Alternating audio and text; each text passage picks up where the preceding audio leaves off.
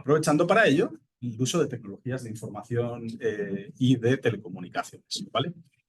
Bueno, pues teniendo todo eso en cuenta, ¿vale? Y mi habilidad con el ratón, que es básicamente nula, nos planteamos lo que es una ciudad inteligente, ¿vale? ¿Y qué es una ciudad inteligente? Pues, para empezar, ¿qué es una ciudad? Sí, si yo os pregunto a cada uno de vosotros, de vosotras, decirme qué es una ciudad. Yo os lo pregunto independientemente. Seguro que salen definiciones que en algunas cosas se van a parecer, pero cada uno de vosotros y de vosotras tiene una visión, ¿sí? Porque es que una ciudad es algo complicado, es un sistema que es complejo. Los ingenieros lo que tendemos a hacer es simplificar el problema y decimos es un sistema de sistemas, ¿sí? Cada uno de ellos muy complejo en sí mismo.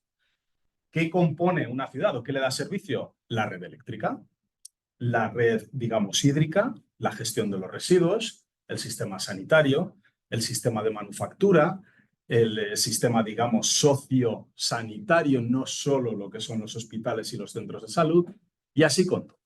Bueno, pues cada uno de estos, lo que uno puede entender es, si yo le meto a cada uno de ellos tecnologías de información y comunicaciones, sensores y actuadores y plataformas para poder coger esa información, pues vamos a tener sistemas que se van a comportar de manera más eficiente, ¿vale?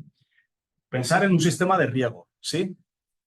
Un sistema de riego puede tener sensórica ambiental, de tal manera que tiene, por ejemplo, detección crepuscular, detecta el nivel de luminosidad, por ejemplo, cuando amanece, cuando anochece, temperatura a nivel de suelo, temperatura del aire, presión atmosférica, y en ese contexto regular cómo tiene que usarse el uso hídrico. Un ejemplo muy bestia es, me pongo a regar cuando está lloviendo. Esto antaño pasaba así, porque igual programabas un sistema de riego y simple y llanamente estaba colocado por un temporizador. Bueno, pues eso no es una estrategia contextual, no es una estrategia muy inteligente. Es mejor tener en cuenta qué uso del insumo tengo que hacer en función de cuál es la condición ambiental que yo tengo, ¿vale? Pensarlo así con cualquiera de estos, ¿vale? Bueno, es más, pueden hablar entre ellos, ¿vale? Resulta que quizás yo tengo un carro eléctrico, ese carro eléctrico lo tengo que cargar en una estación de carga y por lo tanto el carro es un consumidor, pero es un productor, eso que llamamos un prosumer, pues tiene que hablar con la red eléctrica porque le está vendiendo energía o le devuelve energía, ¿vale? Y entonces el sistema de energía habla con el Intelligent Transportation System y se van intercambiando información entre ellos, ¿vale? Bueno, pues todo esto es lo que sería una ciudad inteligente. Las ciudades inteligentes a mí me gustan mucho, no existen, ¿vale? De acuerdo, qué pena. Pues, el tema es que es muy complicado hacerlas. ¿Qué existen en el mundo? Distintos pilotos de ciertos sistemas que se integrarían dentro de todo el conjunto de una ciudad inteligente. Las más avanzadas en el mundo, pues está Singapur, por ejemplo, está Hong Kong, tenemos en el caso de Europa Barcelona, por ejemplo, tenemos en el caso, digamos, de Estados Unidos alternativas no tanto ligadas a la operativa, pero sí a la forma de gestionar el recurso, Nueva York. O sea, digamos que se han ido haciendo distintos, digamos, esfuerzos con el fin de probar todo esto. Pero la ciudad inteligente no se ha implementado por completo en ningún sitio, ¿vale? Bueno, pues, ¿por qué os cuento todo esto? ¿Vale? Porque resulta que, a pesar de que tenemos este esfuerzo tan grande, ¿vale? Para poder hacer una ciudad inteligente, hemos decidido que ya hay que dar un paso más allá. Fijaros, los ingenieros nos aburrimos mucho, ¿verdad? Entonces, al final, algo hay que hacer. La ciudad inteligente se considera una ciudad reactiva. Es decir, tiene impulsos y reacciona a los impulsos. Es un sistema que en el mejor de los casos es real time. ¿Sí? Yo voy a detectar que se va a producir, por ejemplo, el paso de un vehículo por una barrera, detecto eso mediante cámaras o con un sistema RFID y levanto la barrera, sistema en tiempo real, ¿vale? ¿Hacia dónde estamos tendiendo ahora? Hacia un modelo diferente, hacia un modelo que ya no se denomina la ciudad inteligente, sino la ciudad cognitiva, sistemas cognitivos. ¿Qué es un sistema cognitivo? Es un sistema predictivo. Es un sistema que se adelanta a lo que va a ocurrir. Por lo tanto, real time is too late. Ya no vale con actuar en cuanto me llega el impulso. Tengo que intentar predecir lo que va a pasar para que el sistema se prepare para cuando eso vaya a ocurrir. ¿De acuerdo? Entonces resulta que para poder hacer ese tipo de cosas, pues tenemos que utilizar muchas herramientas tecnológicas, ¿vale? Algunas de ellas que son evolutivas en relación con lo que tenemos ahora, otras que son claramente diferentes, ¿vale? Son cosas que no existen hasta el momento, ¿vale? Y esto desde el punto de vista de comunicaciones, que es un poco de lo que os quiero hablar yo, pues tiene un impacto muy relevante. Es decir, la red de comunicaciones como tal es el backbone que nos hace falta para que nosotros que generamos datos o nuestros carros o las macetas con las plantas o cualquier cosa conectable a Internet realmente envíe esa información, se comparta, se distribuya, se federe, se haga lo que sea que tengamos que hacer con ella, ¿de acuerdo? Bueno, pues a día de hoy en la red que tenemos, la red, digamos, inalámbrica que utilizamos para intentar llegar a todas las nuevas implementaciones, digamos, de sistemas, es la red 5G, que seguramente hayáis oído hablar de ella. Es más, si habéis comprado un celular en el último año o 2 años, será el caso, ¿no? Me imagino, tendréis celulares razonablemente nuevos, sí. ¿Tienen tecnología 5G o no? ¿Lo sabéis o no lo sabéis? Sí, lo sabéis porque lo habéis mirado en la caja, ¿no? La caja dice, tengo 5G. O lo sabéis porque habéis entrado dentro del teléfono y habéis dicho, voy a ver a qué red me conecto. Pregunto, ¿eh? Porque es que muchas veces esto a nosotros como usuarios nos pasa desapercibido, ¿no? Yo tengo un celular y funciona. Va más rápido, va menos rápido, veo mejor los vídeos, los veo peor y ya está, ¿no? La red no funciona siempre en 5G. La red es adaptativa y nuestro teléfono se adapta a esa red, es lo que se llama una red heterogénea. Por lo tanto, vuestro teléfono no incluye solo tecnología 5G, incluye 2G, 3G, 4G, 5G, todo en la misma cajita, ¿vale? Y en función de cómo son las condiciones de cobertura capacidad, os vais a mover de una red a otra. ¿Vale? Hay un programita muy interesante, se llama el GNet Track Lite, solo para Android, no existe para iOS, I'm sorry about that, que es gratuito, ¿vale? Lo podéis descargar en el Android Marketplace o en el Google Play y que es un sniffer de red inalámbrica, es decir, podéis ver en qué red estáis conectados. Lo tengo instalado, si alguno lo quiere ver luego, se lo enseño. Y vais a ver exactamente en qué red estáis conectados y parámetros de red, potencia recibida, nivel de interferencia, todo ese tipo de cosas, ¿vale? La red 5G. 10 gigabits por segundo, 1 milisegundo de retardo, network slicing, muy bien. Bueno, pues la que viene, la 6G, ¿vale? Prevista en sus fases muy preliminares en el año 2030, ya es algo diferente, es algo un poco más especial, ¿vale? Hablaremos de ello al final de esta presentación. Pero lo que quiero que entendáis es que vamos a pasar de un paradigma que ya no va a ser reactivo context aware, sino que va a ser un paradigma cognitivo, se va a adelantar. Y ya vamos a pasar de lo que denominamos a día de hoy el Internet of Things, cosas conectadas a Internet, a que nuestra red de comunicaciones sea un sistema sensor. La señal que emite nuestro teléfono sensa parámetros, sensa ubicación, sensa posicionamiento, sensa actividad, sensa si estamos vivos, ¿vale? Entonces, todo esto nos tenemos que hacer un poco la idea. Fijaros que vamos a hablar de wearables hoy, por lo tanto, la red 6G va a tener cositas que decir en este sentido, ¿vale?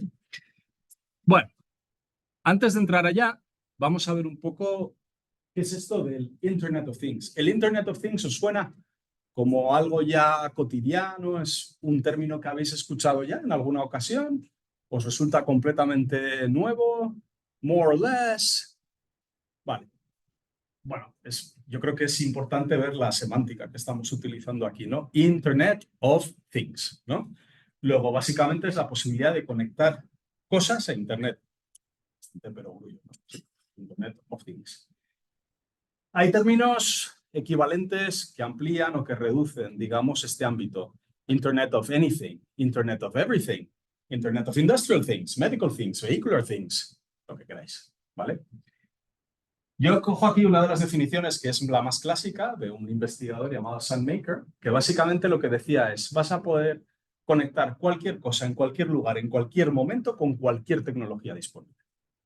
Y ya está. Sí, ¿no? ¿Eso creéis que abarca cualquier cosa que uno quiera pensar? Sí, ¿no? ¿Os parece? Y entonces ahí os voy a pedir un poco de complicidad, que me ayudéis un poco. ¿Qué cosas conectamos a Internet? Decirme algo que conectemos a Internet, que vosotros conectáis a Internet, o en vuestra casa, o en vuestro trabajo, o ¿qué conectamos a Internet? Os ayudo, ¿va? ¿Esta la conectamos a Internet? Sí, ¿no? Esto tiene un IP address, ¿no? Dinámicamente asignado. Vale, ¿qué más? What else do we connect? Pues ya también La tele, muy bien. ya salen más, o sea, no es algo que nosotros usamos, pero ya también las luces, Las luces, vale. Un Alexa, por ejemplo. Sí. Un Alexa, un Google Home, lavavajillas, electrodomésticos en general. Vale. La tostadora. Sí, sí, tal cual. Sí, sí. Más cosas. Va, muy bien. ¿Qué más? ¿Algo más?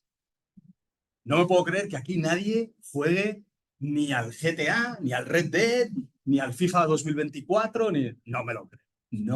Al Fortnite, oh yeah. Y lo jugáis en una PlayStation 4, 5, Xbox, whatever you want. ¿Conectado a qué? PC. Bueno, pero el PC lo damos ya por conectado, ¿no? ¿Lo conectáis? ¿Tenéis consolas en casa? ¿Están conectadas a Internet o no? Sí. Sí, ¿no? De hecho, es una vía fantástica para hacer un ataque de denegación de servicio, porque como todo el mundo lo tiene conectado y no está protegido habitualmente, ¡venga! Ya está. Los frigoríficos han sido objeto de denegación de servicio, las bombillas han sido objeto de denegación de servicios. Es que al final... Vale. Entonces, celulares, bien, sí, ¿no? Portátiles, laptops, la tele en mi casa, ¿no? Una Smart TV. Probablemente tengáis el HBO o cualquiera de estos, ¿no? Y os está llegando vía IP, ¿vale? Electrodomésticos, muy bien, esa me ha gustado mucho, efectivamente. ¿Qué más cosas conectamos a Internet? Las luces, vale. Candados electrónicos, ¿qué más? ¿Qué más? Los refris. Hay un refri que tiene una pantalla y puedes Vale, vale, cámaras. perfecto. Cámaras, por supuesto, cámaras IP así. De hecho, ese es un fallo de seguridad bestial porque habitualmente no les cambian las claves. Hay webs, donde las cámaras que no han cambiado la clave de seguridad son accesibles públicamente y te puedes conectar a ellas. Esto existe, explorarlo. Da un poco de miedo. Son cosas tan sencillas, ¿verdad? Pero la gente dice, ¿cómo puedes poner una clave 1, 2, 3, 4? Pues porque igual es la que viene por defecto, o 4, 1, o lo que sea. Vale. Igual hay muchas máquinas vendedoras. Efectivamente, muchas máquinas expendedoras efectivamente están conectadas, ¿no? A Internet. Y bueno, les han cambiado por ahí. También, las han hecho de todo. O sea, luego ya veis, ¿no? En nuestro día a día, sí que parece que hay cosas, ¿no? Que están conectadas a Internet, ¿no? Mirad, hay zapatillas, sneakers conectados a Internet. Hay cantidad de wearables que se conectan a Internet por motivos médicos o por motivos simple y llanamente, digamos, de compartición de datos a nivel, bueno, pues simplemente iba a decir de ocio, ¿no? Por compartirlo. Hubo un caso muy sonado, no sé si os acordáis de esto, en donde el ejército de Estados Unidos le tuvo que dar un pequeño aviso a sus contingentes en Afganistán porque llevaban Fitbits y estaban enviando de manera automática su ubicación, ¿sabes? En Afganistán. Con lo cual les dijeron, a ver, dejar de hacer eso porque van a saber dónde estáis, ¿sabes? Y igual pasan cosas no muy agradables, por ejemplo, ¿vale? Cosas que igual ni damos por hecho, ¿eh? Estamos geolocalizados con una tontería como un iWatch o como el equivalente, ¿vale? Hay macetas, plantas que están conectadas a Internet para hacerle riego automático, ¿vale? Hay cantidad de robots que están conectados a Internet por distintos motivos, tanto porque trabajan de manera autónoma o porque son swarms de robots que están haciendo cosas.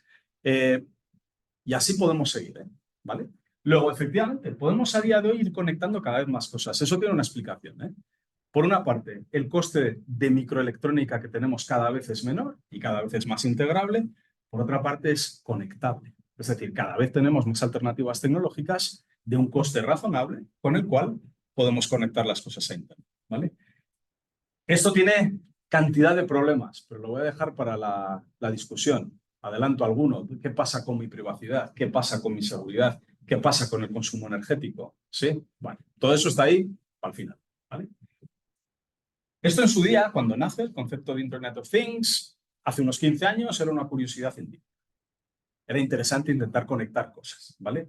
A día de hoy ya no es una curiosidad científica. Ahora a día de hoy es un servicio básico que hay que prestar en cierto tipo de producto porque si no el producto no se vende directamente. Y ahora vamos a hablar de algún ejemplo en este sentido, ¿vale? Luego, esto es importante comentarlo porque a veces los ingenieros, yo soy ingeniero de telecomunicación, ¿vale?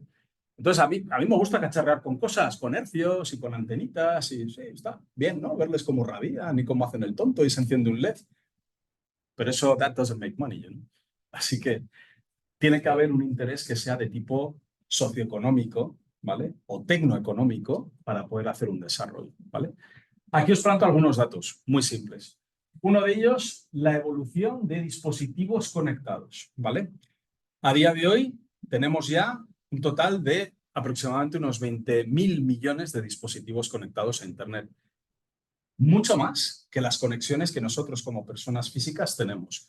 Mucho más que las conexiones IP entre enrutadores para poder establecer la red de Internet, ¿vale? Muchos más dispositivos. Y ya empieza a haber montones de cosas conectadas.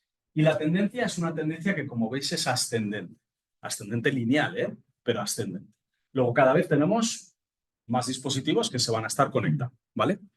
No solo eso, es que además, cuando uno analiza la manera en la cual se están conectando estos dispositivos, es que también se va diversificando. Cuando estos primeros sistemas salen, no se llamaban Internet of Things, ¿vale? Yo trabajé una temporada en Telefónica haciendo unas cuantas cosas y entre ellas se hacía conectividad M2M, Machine to Machine. Uno quería coger en un viñedo y quería detectar parámetros de humedad, por ejemplo, del viñedo y lo querías trasladar de manera automática a el bodeguero, que tenía su bodega a 50 kilómetros de la viña, ¿sí? Bueno, pues no tenía por qué estar físicamente haciendo lo que hacía desde hacía décadas, que es ir por la mañanita, ir mirando el nivel de humedad en un higrómetro que tuviese colocado. No, tenía maquinitas que se lo hacían y se lo trasladaba por red GPRS, por ejemplo, ¿vale? Bueno, pues todo eso que es la red celular convencional, ¿vale? Las redes celulares convencionales, todo eso ha ido desapareciendo para poner redes específicas para conectividad IoT o, sobre todo, conectividad de redes de sensores. Tecnologías como NB-IoT o LTE Cat-M, tecnologías de cuarta generación de conectividad de sensores. Tecnología 5G device to device.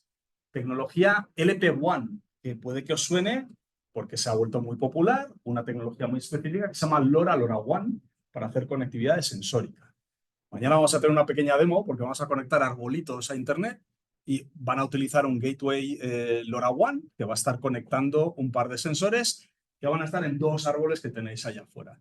Pues mañana vais a ver un montón de, espero, un montón de gente. ¡Hala, qué bonito es! Pues hemos sido nosotros, ¿vale? Bien. Lo podemos conectar con Wi-Fi, a su vez conectado a cualquier otro sistema WAN, etcétera. Y como veis, vale, cada vez tenemos diversidad de conectividad, tenemos además sistemas ya específicos que nos hacen todo esto, ¿vale? Bueno, muy bien. Vamos a meternos ahora en los wearables, ¿vale? ¿Qué es un wearable? Un dispositivo portable con 2 capacidades, importante, con capacidades tanto de cómputo y sensado como capacidades de conectividad. Esto es importante porque aquí veis en la pantalla 2 ejemplos de wearables fantásticos si uno nació en el año 1974 como yo, que soy un tío viejo, ¿vale? Bluetooth vino como 25 años después, ¿de acuerdo? No Bluetooth, nothing, bueno, ni Wi-Fi en esta época, nothing at all. No wireless, nada. Aquí tenéis 2 elementos, hombre, seguramente el primero lo habéis visto más de una vez, ¿no? El segundo igual no lo habéis visto, pero el primero seguro que sí, ¿no? Que está el típico Casio con su calculadorita, ¿no? Cuando yo tenía 8 añitos, años 80, si tenías esto, eras el sheriff, ¿eh? O sea, ¿sabes? Eras fantástico, ¿sí? Yo, por supuesto, no lo tuve, ¿de acuerdo? Así que tenía mucha envidia. Pero ya, si tenías algún amigo tuyo muy rico, que había que ser un poco adinerado, tenías esto. No sé si veis lo que es. Esto es Pac-Man, años 80, ¿eh? Porque ahora diré, con el celular y tengo Pac-Man en colores, ¿no? Esto es una pantalla, ya veis, ¿no? LCD, iba a decir de mierda, ¿no? Es blanco y negro, ¿sí? Esto era, o sea, cuando uno veía una de estas, se te caía la mandíbula a los pies. Decías, yo quiero esto. ¿Esto computa? Sí. ¿Esto computa? También. ¿Que no hace ninguno de los dos? Era un dispositivo para ti. Y pregunta que os hago, ¿tenéis un iWatch o equivalente? ¿Un Garmin? ¿Algo así? ¿Alguno tiene? ¿Lo compraríais sin Bluetooth? ¿Lo compraríais sin Bluetooth? Pregunto. Pongo de otra manera, ¿os compraríais esto sin Bluetooth? Y pa, ¿no? Efectivamente. O sea, es que la conectividad ya no es un capricho. Es que o tú me conectas o yo no compro tu dispositivo, ¿vale? Bueno, pues los wearables existen hace tiempo. El cómo intentar hacerlos ligeros, ergonómicos, energéticamente eficientes, de bajo coste, se lleva años intentando hacerlo. Pero claro, llegan los 90, principios de los 2000, y de pronto alguien dice, Bluetooth, bueno. Entonces ya los wearables empiezan a tener otro contexto, ¿vale? Tanto es así que empiezan a surgir aplicativos de wearables que realmente es la imaginación del usuario el que limita dónde se van a utilizar o dónde no se van a utilizar. Si os pregunto aplicativos nativos de utilizar un wearable, a ver si estamos de acuerdo. Sports, ¿no?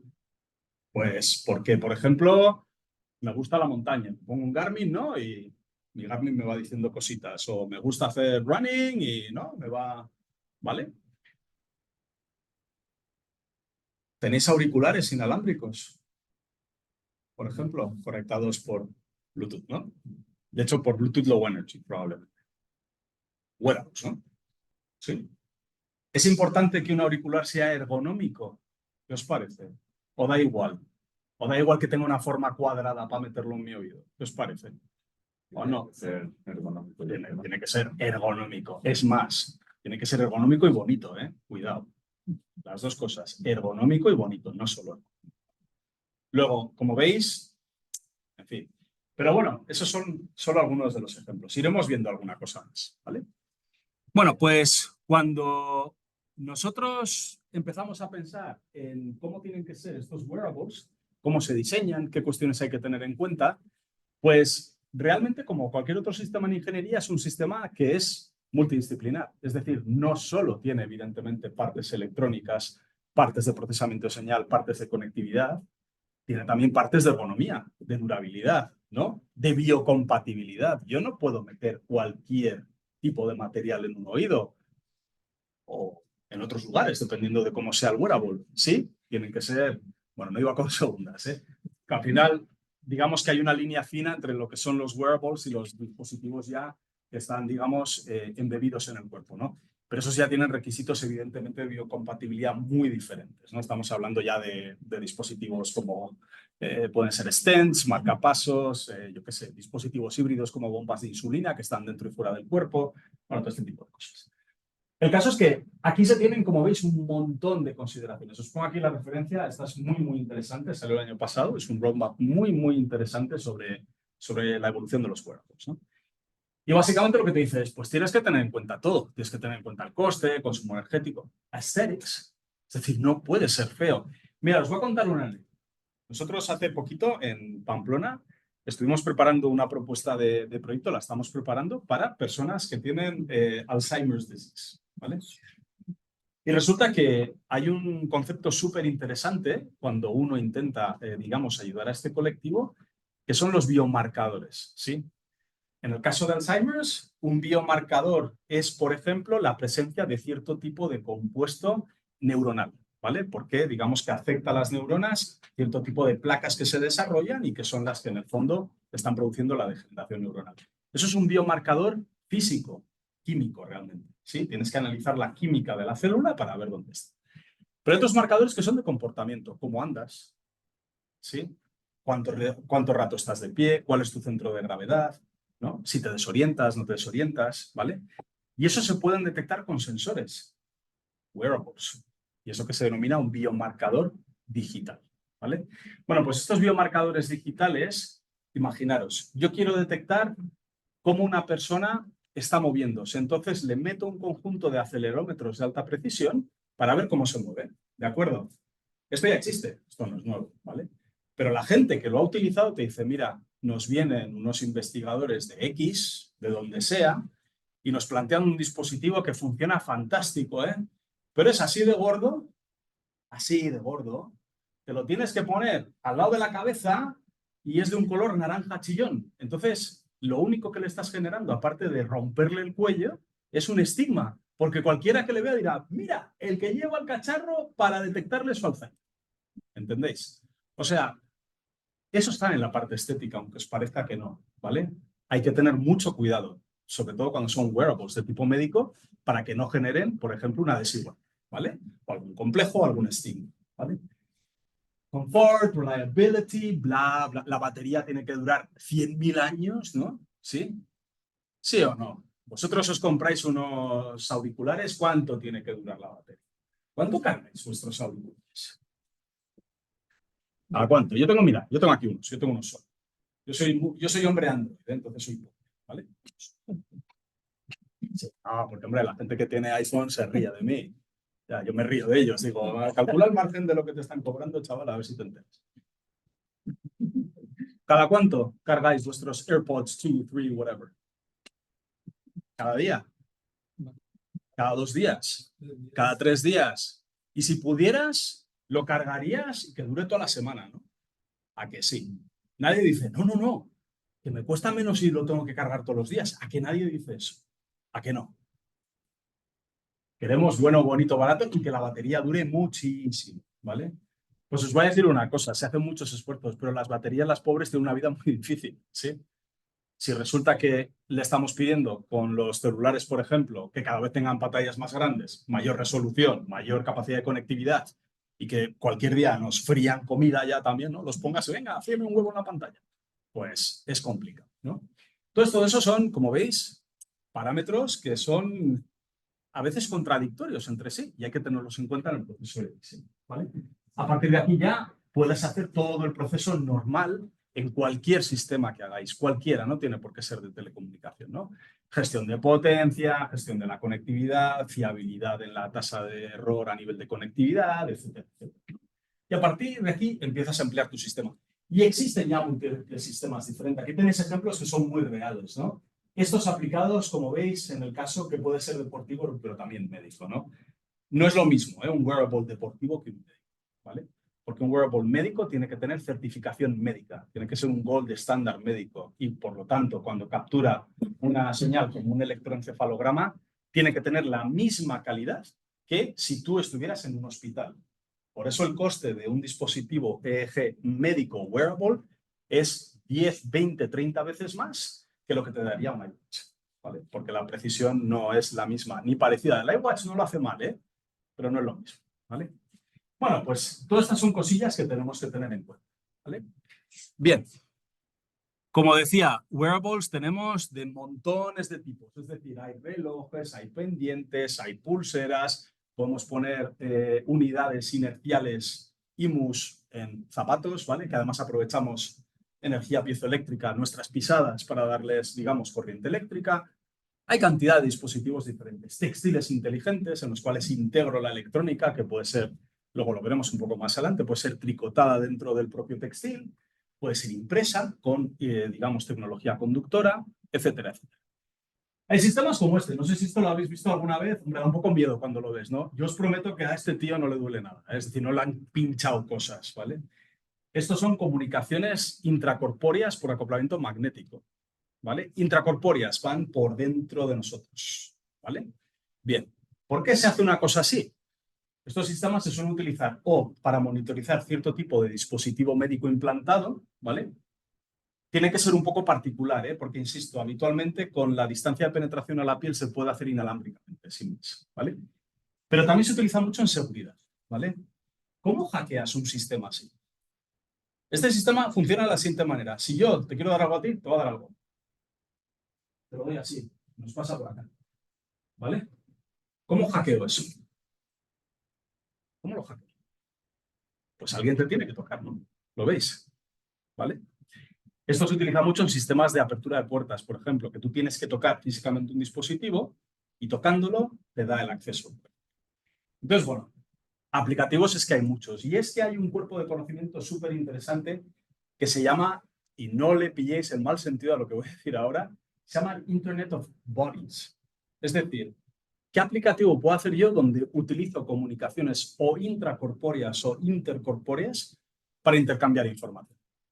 Y en estos casos está claro que los wearables van a jugar un papel fundamental. No son el único elemento del sistema, sobre todo si está conectado a Internet, ¿vale?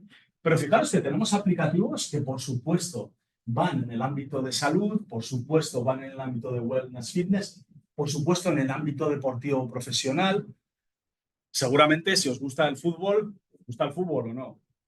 Yo, en España me gusta mucho el fútbol, ¿qué le vamos a hacer? Mi hijo, que sepáis que tiene ya camiseta de los Tigres y de los Rayados, de los dos tiene, ¿vale? Así que nos gusta todo. Los jugadores de fútbol, sobre todo los que tienen un caché muy alto, están monitorizados en el campo. Saben perfectamente cuál es su ritmo cardíaco, su nivel de oxigenación en sangre. Lo saben todo. ¿Sabéis por qué? Diréis, porque el entrenador quiere monitorizarles. Sí, más o menos. ¿Os suena un tal Leo Messi? Pero está en Miami. Sí, ¿no? Suena un poquillo. Leo Messi tiene un contrato y ya no sé ni cuánto le están pagando a este tío, ¿vale? Pero mucho dinero. Entonces, Leo Messi está asegurado. Porque lo que le puede pasar, que no es la primera vez que pasa, es que va el hombre corriendo por la cancha y le da un infarto y se muere. Ha pasado esto en el fútbol profesional. Entonces, lo que quiere el club es decir, no, no, yo te aseguro, porque si te mueres, hombre, me generas un perjuicio, aparte que pobrecito te has muerto, ¿no? Entonces, lo que hacen las aseguradoras es que monitorizan a sus jugadores en el campo. Las aseguradoras, ¿vale? RFID en los tacos ¿no? Para poder conocer la posición. En el último Mundial de Qatar, si lo visteis, el balón internamente tenía acelerómetros y sensores ultra wideband para medir posición, por ejemplo. Es decir, deporte ya tecnificado, ¿vale? Quien dice el fútbol dice básquetbol, dice raquetas de tenis y pelotas de tenis con acelerometría para entender las fuerzas, tablas de surf, os contaré un ejemplo, que incluye sensórica para poder entender, por ejemplo, efectos de torsión de la tabla, bicicletas, whatever, lo que queráis, ¿vale? Y por supuesto, entretenimiento. Es decir, fijaros que a día de hoy, realmente lo que más utilicéis o hayáis experimentado es esta parte de aquí, que es la realidad virtual y la aumentada. ¿Habéis jugado alguna vez? Bueno, aquí en el campus tenéis montones de oportunidades para hacer, ¿no?, historias con esto. Pero si tenéis una PlayStation, puede que hayáis tenido unas gafas de VR, ¿no? Y hayáis jugado al típico jueguito de tirar bolitas o lo que sea. Vale. Bueno, pues esto está muy de moda. La virtual y sobre todo, bueno, Apple ahora con su estrategia de soy a sacar mis gafas nuevas y todos vais a alucinar un rato. Son gafas de realidad aumentada, no de realidad virtual. Sabéis que la diferencia está en que uno te crea un mundo, el otro te superpone información en un mundo real, ¿vale? ¿Esto qué quiere decir? VR, $400 la gafa, AR, $4.000. Esa es un poco la diferencia. Me he pasado un poco, pero bueno, las últimas HoloLenses andaban ya por unos $3.000 más o menos, pero están chulas. Es decir, te las pones, os veo a vosotros y empiezan a salir vuestros nombres. Y además este te cae bien, este mal, todo eso te lo va poniendo, contextualiza. ¿Vale? Bueno, pues todo eso lo tenemos allá. ¿Esto tiene algún tipo de interés económico? Pues sí, lo de siempre. Pues esta es un poco la proyección de cuál es el número de dispositivos en millones que se estaba haciendo en el año 20 previsto para el 2024. Y como veis, crece. Y crece de manera sostenida. Y yo os pregunto, como ciudadanos del mundo que sois, ¿pensáis que esto tiene sentido o no? ¿Pensáis que es más probable hoy que tengáis un wearable que hace 4 años? ¿Pensáis que es más normal hoy tener un iWatch, por ejemplo, o unos auriculares inalámbricos? O sí, ¿no? Pues parece que el mundo tiende por ahí, ¿no? Entonces, bueno, de nuevo, hay una tendencia claramente, digamos, comercial en este asunto, ¿vale? Quería haceros un par de apuntes sobre un concepto muy particular dentro de los wearables, que es lo que se llama el IoMT, que es una subclase de Internet de las Cosas, que es el Internet de las Cosas médicas, el Internet of Medical Things, ¿vale? ¿Por qué? Porque cuando uno piensa en wearables y donde existe una proyección futura muy fuerte es precisamente en este ámbito de acá, ¿vale? De tal manera que básicamente, ¿qué es un IoMT? Es utilizar las herramientas de Internet de las Cosas aplicadas a entornos de tipo clínico, preclínico y entornos, digamos, asistenciales, ¿vale? No tiene mayores diferencias con un sistema IoT, salvando el hecho de quiénes son los usuarios y cuáles son los sistemas que interconectan. Es decir, cuando yo estoy corriendo por la calle y yo estoy mandando mi ritmo cardíaco de mi iWatch a mi iPhone, ¿vale? Establezco una conexión Bluetooth que posteriormente puede ir a la nube porque estoy compartiendo esa información, ¿vale? Ese dato es mío, personal, ¿vale? Pero realmente no se considera un dato muy relevante, ¿de acuerdo? Es decir, aunque es un dato personal de carácter privado, no se considera un dato médico, ¿vale? En la práctica totalidad de los países del mundo, un dato médico tiene la más alta clasificación en lo que es la ley de protección de datos, ¿vale? Por lo tanto, se empieza a imponer toda una serie de restricciones y de retos para estos sistemas, ¿vale? De hecho, uno de los grandes problemas que hay en el mundo a día de hoy es cómo hago yo que los registros electrónicos de salud sean interoperables en el mundo, ¿vale? Yo cojo un avión, Monterrey-Madrid, y me planto en Madrid porque me apetece ir de visita para conocer España. Entonces resulta que yo soy de acá y por el motivo que sea, tengo que ir al médico, ¿vale? ¿No pensáis que sería interesante que el médico que os atienda ya abra vuestra carpeta de salud, conozca vuestro historial? Porque igual tenéis una alergia o igual hay algún fármaco que necesitáis o lo que sea, ¿sí? Parece razonable, ¿no? Ya no os digo nada si lo que te vas es no a irte una semana. No, no, es que me voy a vivir, me voy a estudiar un par de años a España, pues me llevo mi registro médico conmigo, ¿no? Sí, y que quien sea que me atienda bien, que sepa lo que tengo y que sepa mi histórico y mis penurias o lo que sea, ¿no? Bueno, pues a día de hoy eso no se hace, ¿eh? Olvidaros, eso no pasa, ¿vale? Pasa en casos muy particulares entre ciertos países, ¿vale? Entonces, esto ya está empezando a abrir toda una serie de retos. De hecho, no voy a hablar de eso hoy, pero uno de los grandes potenciales de tecnología blockchain, que seguramente hayáis oído hablar mucho de ella, ¿vale? Blockchain no es tan interesante, ¿de acuerdo? Os lo voy a decir tal cual, porque todo el mundo se queda con los NFTs y con los bitcoins, ¿vale? Que sí, que muy bien. Yo no sé si habéis comprado NFTs. Si lo habéis comprado, respect. Yo no he comprado ni compraré uno jamás, ¿vale? Sí, jamás. Y creo que un bitcoin tampoco. Pero bueno, lo que sí que hay una funcionalidad súper interesante que se llaman los contratos inteligentes, los smart contracts. Los contratos inteligentes se basan en la misma tecnología que se llama DLT, Distributed Ledger Technology, que precisamente con esta estructura de los bloques que son validados por los oráculos, que son el resto de servidores, que son encriptados para intentar al menos que no haya posibilidad de modificar su contenido, generan confianza distribuida. Entonces, uno de los aplicativos que está ganando mucha popularidad en Estados Unidos son empresas que utilizan blockchain para hacer registros transportables médicos. Porque allí sí que es muy común decir me cambio de aseguradora, bueno, me cambio de médico privado. Pues me llevo yo mi registro, ¿no? Me lo llevo yo en un USB o en un criptodispositivo, ¿no? Me lo llevo y digo, toma, esta es mi carpeta de salud. Este soy yo. Porque ahora os pregunto, como ciudadanos que sois del mundo, ¿de quién tiene que ser esa carpeta de salud? Tiene que ser nuestra, ¿no? Sí. Si yo a mí me quitaron el apéndice, por ejemplo, eso es mío, ¿sí? Bueno, pobrecito apéndice ya no está. Pero si tengo una alergia a algo, eso es mío. Tengo que tener derecho a llevármelo por ahí, ¿no? ¿Sí? Pues insisto, plantearos eso. Ir ahora a vuestra municipalidad, preguntarle a vuestro sistema de salud a ver si podéis llevar vuestros datos médicos por ahí, ¿vale? A ver siquiera si podéis acceder a ellos. Vuestras radiografías, vuestras analíticas, vuestras vacunas. ¿No os ha pasado nunca de voy a ir a viajar a no sé dónde y cuál es tu cartilla de vacunación? ¿Ha pasado eso alguna vez? Depende a qué país del mundo vayáis, sabéis que os tenéis que vacunar de cosas, ¿no? ¿Sabéis o no? Porque si no os vacunáis os pueden pasar cosas muy malas, ¿de acuerdo? Entonces, la primera que te surge es ir a casa, mamá, ¿me has vacunado de esto? Sí, sí yo qué sé, bastante tengo con haberte criado, ¿no? Entonces tiene que haber una cartilla de vacunación, que en antaño eran papelitos, ¿no? Libritos de vacunación. ¿Sabéis que en el siglo XXI Internet tiene que ser así? ¿O debería estar en algún sitio fijo? No vaya a ser que me equivoque. Me habéis vacunado de la varicela, de la viruela, de yo qué sé. Bueno, pues IoT está pensado para ahí. Tiene múltiples retos y los wearables son una parte de esto. ¿De acuerdo? Es muy interesante observar que a nivel de sistema sí que es un paradigma muy interesante porque define muy bien la arquitectura IoT. IoT no tiene una arquitectura estandarizada. Yo, si queréis una recomendación y os gusta este ámbito, podéis mirar la arquitectura de Cisco, ¿vale? Cisco tiene una arquitectura que se llama IoTWS. Esa es muy interesante, ¿vale? Pero no es el estándar, ¿eh? No existe un estándar. Pero digamos que a nivel conceptual esta gráfica lo define muy bien, ¿no?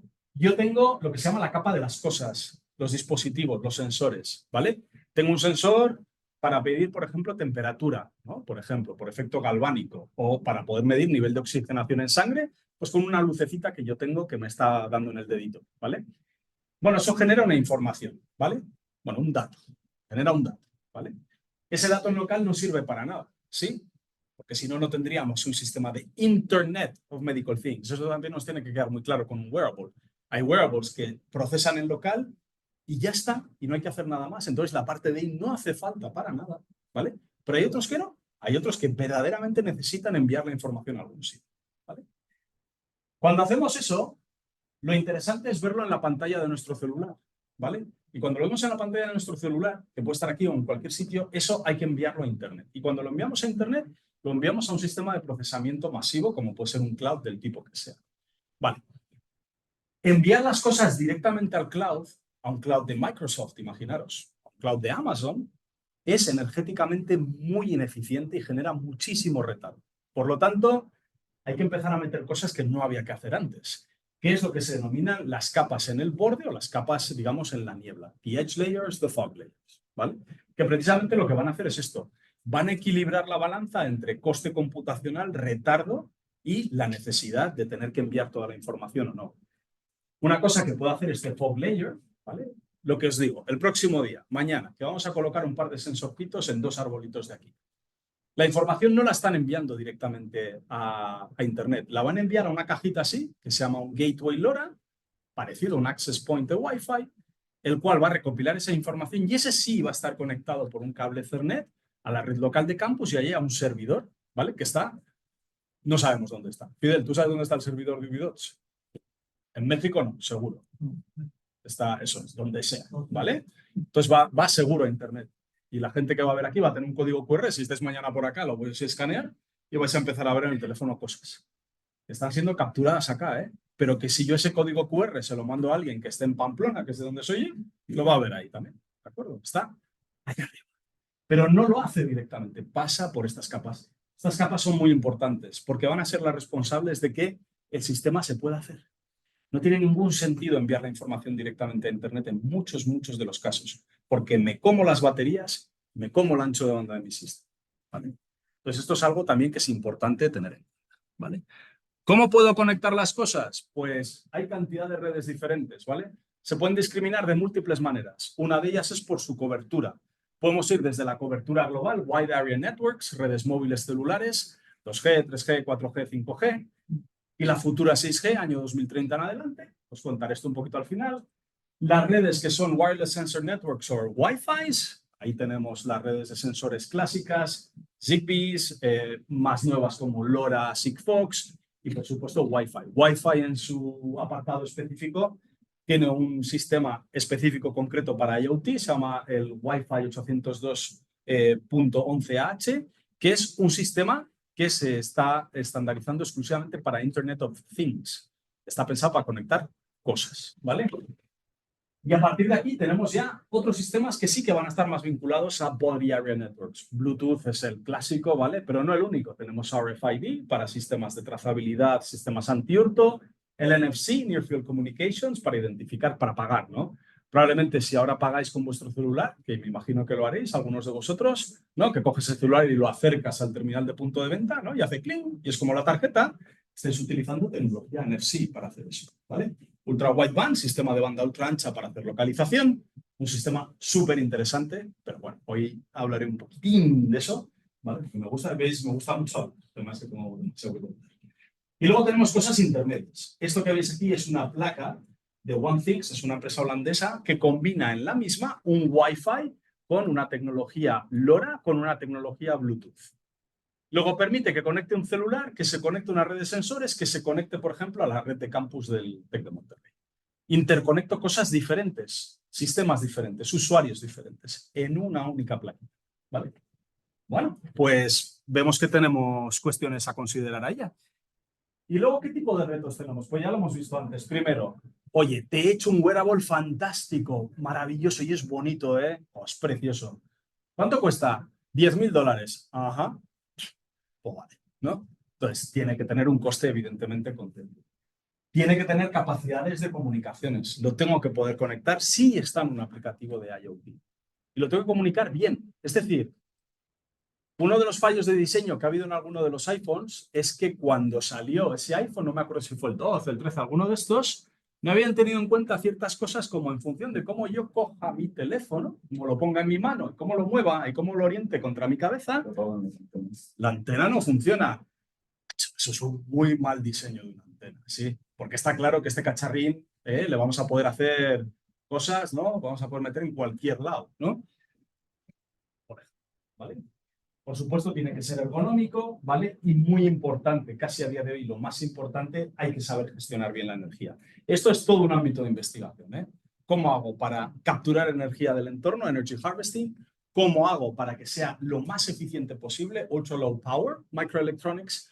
¿Cómo hago que los sistemas de enrutamiento y de acceso a la capa MAC sean también lo más eficientes posibles? A todo esto hay que añadirle un detallito, y es que utilizamos ondas electromagnéticas para conectar estos cacharros, ¿vale? Y eso está súper bien, porque no hay un cable. Y como no hay un cable, se despliega enseguida. Le das al on y ya tienes canal. ¿Pensáis que cuando se tira una fibra óptica es así? ¿O hay que pedir permiso municipal, hacer una zanja, tirar un tubo, tirar la fibra? ¿Sí? Eso con un radioenlace del tipo que sea no hay que hacer. Enciendes y ya está, ¿vale? Y está muy bien. Por otra parte, mover un cable es complicado. ¿Os imagináis iros moviendo con el cable?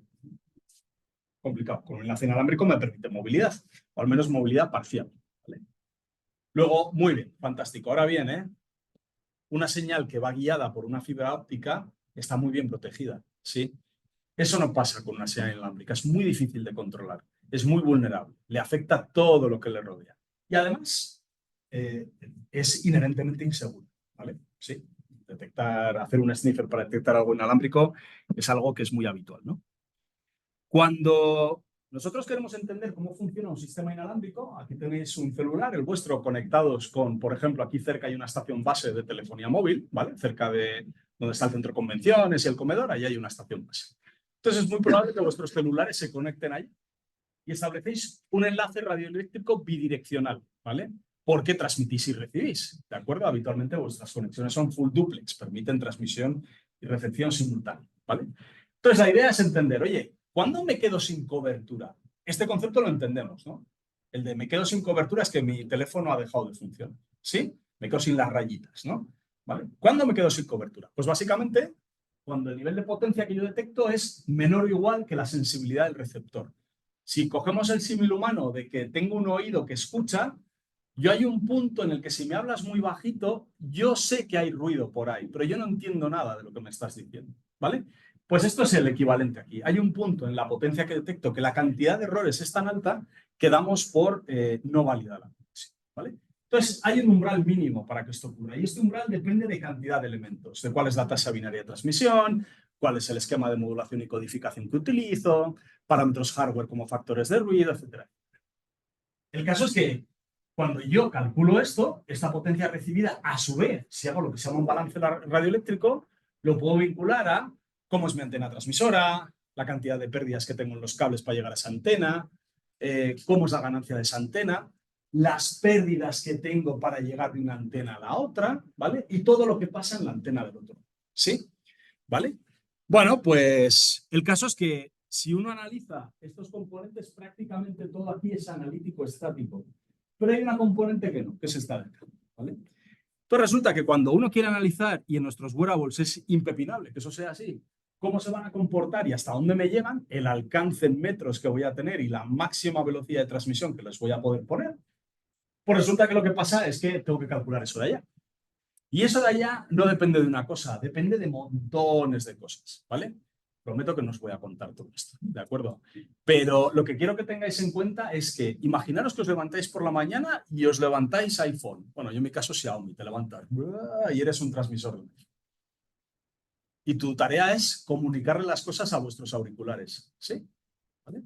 Pues se va a tener que encontrar con que os tiene que atravesar y que tiene paredes al lado, ¿de acuerdo? Y que puede que tenga objetos metálicos y que puede que atraviese por un entorno donde haya vegetación, ¿sí?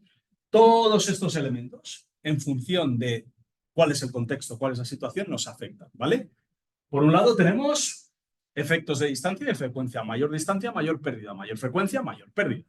Tenemos los efectos de incidencia en el medio, cuando yo pego contra una pared, contra un árbol, contra nosotros mismos, que también absorbemos energía.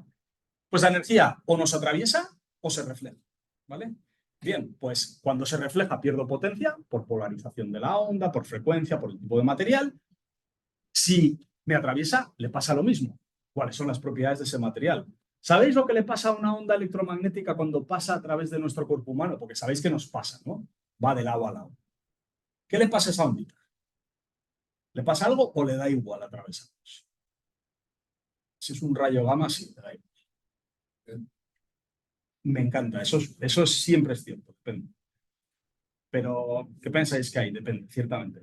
Pero, por ejemplo, ¿pensáis que si yo tengo un valor de amplitud, imaginaos que es una senoidal? ¿Sí? ¿No? Porque la portadora va a ser una senoidal. Tengo una senoidal de esta amplitud. Y mirad que aquí hay suficiente masa para atravesarlo, ¿veis? ¿No? Pues pasa la masa de lado a lado. ¿Cómo va a ser la amplitud al atravesarme? ¿Va a ser más grande o más pequeña? Más pequeña, ¿no? Porque es muy probable que parte de esa energía electromagnética la absorba mi cuerpo. ¿Sí? ¿Cómo la absorbe? Bueno, mirad. Nosotros fundamentalmente estamos compuestos de material, véase por material, huesos, órganos, sangre, bla, bla, bla, que son materiales dieléctricos, ¿vale? Tienen respuesta eléctrica. Y la respuesta dieléctrica de un material se mide con su constante eléctrica. Tiene una parte real y tiene una parte imaginaria. La parte real indica cuál es la desviación angular que va a tener esa onda que nos atraviesa, ¿vale? Porque cuando pasa de un medio a otro cambia su ángulo de refracción, ¿vale? Esto, si habéis hecho alguna vez el experimento de colocar un bolígrafo en un vaso, veréis que cuando tú estás observando el vaso, en la parte de arriba veis el bolígrafo así, pero dentro del agua se mueve, sí, ya no está en el mismo sitio. Y es por el índice de refracción del agua, ¿vale? Bien, la parte imaginaria tiene que ver con la absorción de energía electromagnética por parte de nuestras moléculas, ¿vale? Y lo que hace es que excita esas moléculas, hace que vibren y convierte esa energía electromagnética en calor. Eso es lo que ocurre, ¿vale? Ese proceso ocurre cuando nos atraviesa a nosotros, cuando atraviesa la mesa, cuando atraviesa la pared. Y la pobre ondita sufre muchísimo porque interacciona con todo lo que le rodea, ¿vale? La difracción es la regeneración de onda por esquinas. Vamos a dejarlo ahí, principio físico de Huygens, súper interesante. No time to explain that. Pero básicamente lo que produce son pérdidas también. El scattering es lo que se denomina la dispersión difusa. ¿Habéis hecho alguna vez el tonto con un láser? El tonto sin matar a nadie, quiero decir. Un puntero láser. ¿Habéis probado mirarlo así? Yo, si coloco un láser así, lo veo. ¿Se ve el láser? ¿Se ve la lucecita, el hilo? ¿O no se ve? Sí. ¿Seguro? Si lo pongo así, tal cual. Depende del láser. Bueno, pero no uno que ionice el ambiente, ¿vale? Yo si pongo un puntero láser y no estoy viendo el puntito, si no hay nada en el ambiente no se vería nada, ¿no? ¿Sí? ¿Cuándo se ve? Cuando, por ejemplo, le haces humo, ¿no? O va, o lo que sea, o gotitas de agua, ¿no? ¿Sabes? Cuando le pasas humo suele ser cuando más se ve, ¿no? En una discoteca, lo típico, ¿no? Y se ve todo el láser, ¿por qué es? Por el humo, ¿no? Por eso se está viendo. Ese humo es lo que se llama scattering, es dispersión, ¿vale? Lo que ocurre es que el láser interacciona con las moléculas de gas y se refleja en ellas, ¿vale? Y eso es lo que estamos viendo. Este fenómeno ocurre exactamente igual con las hojas de los árboles o con los ladrillos de un edificio para una señal de 5G o un Bluetooth, le da exactamente, ¿vale? Total, que se produce una curva así, una curva que tiene su complejidad, pero que básicamente dice que conforme yo me voy alejando de mi transmisor, la pérdida va decreciendo. Esta pérdida tiene una parte que cae suavecito, depende del entorno, se llama slow fading, y una parte rápida, como veis, que se mueve muy rápido, que se llama fast fading, que tiene que ver precisamente con toda esta interacción, ¿vale? Se puede demostrar que esa onda que se propaga es un campo eléctrico vectorial, por lo tanto tiene módulo y fase, está en interacción, ¿vale? Bueno, pues esto es lo que ocurre, pero si es que encima le empezamos a meter entornos muy complicados, ¿vale? Indoor, wearables, vehículos, esto se complica aún más y más. Yo os quiero poner un ejemplo de esto, ¿vale? Os voy a poner uno de los modelos que existen para poder intentar entender cómo se comporta un ser humano cuando se está desplazando, algo que necesitas hacer para poder ver qué pasa con un wearable. Generas un modelo de cuerpo humano con movimiento, lo simplificas en cilindros dieléctricos. Yo sería un cilindro gordo, pero un cilindro, ¿vale? Con una cabeza que es un cilindro y algún bracito que es un cilindro, ¿vale? Y aplico teoría difractiva conocida, ¿vale? Analítica, para poder obtener gráficas de este estilo, para entender cómo se comportan las pérdidas, ¿vale?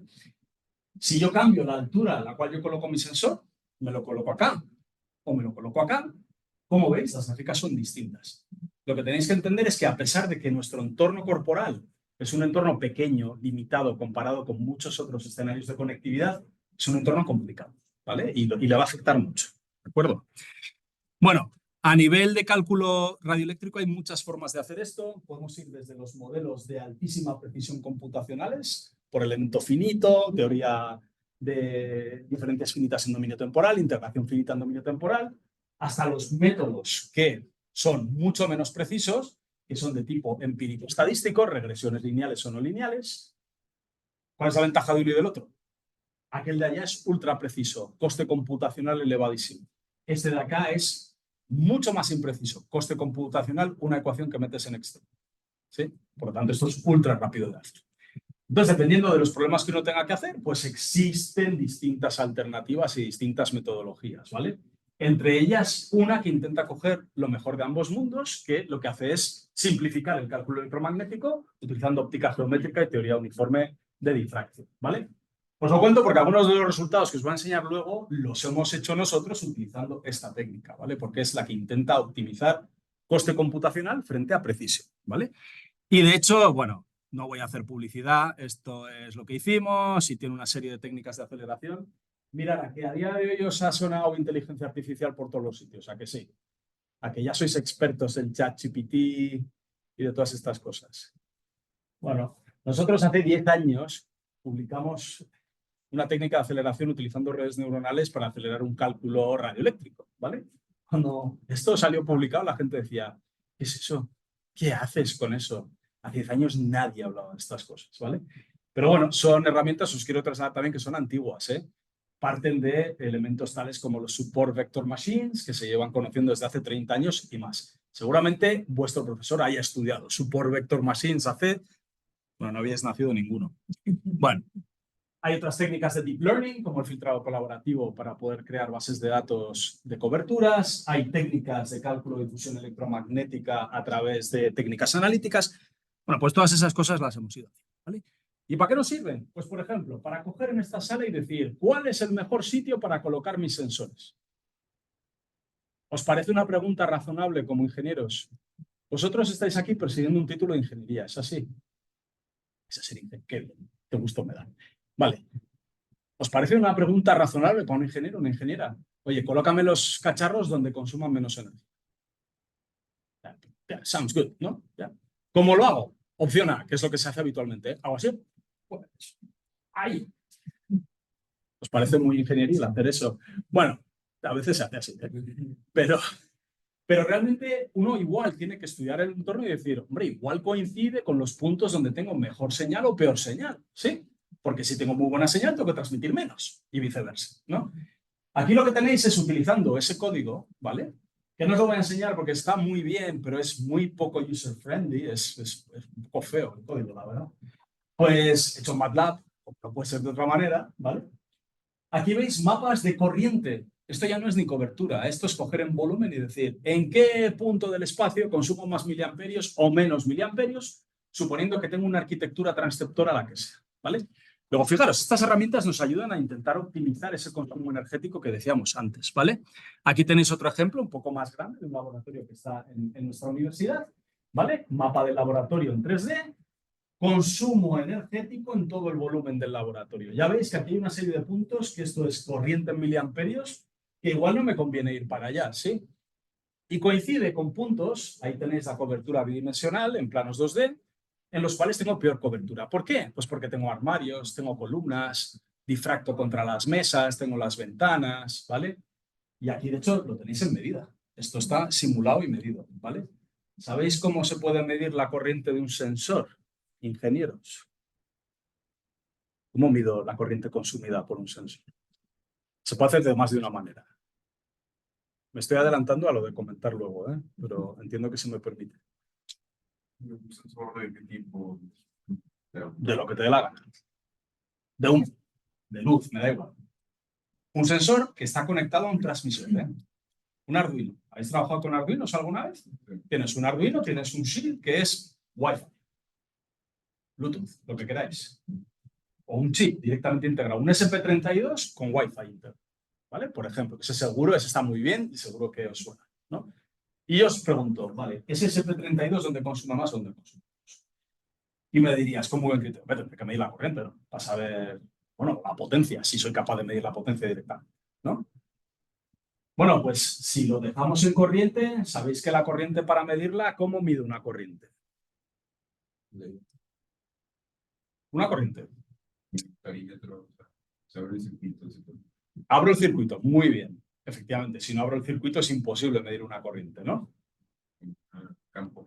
Con una sonda de campo, muy bien. Esto se midió con una sonda de campo, ¿vale? Porque no queríamos precisamente romper el circuito, sí, porque si no lo tienes que romper, ¿vale? Y colocarle o un amperímetro o colocarle una resistencia y medir en bornas esa resistencia, así, para poder ver cuál es la carga que está consumiendo, ¿vale?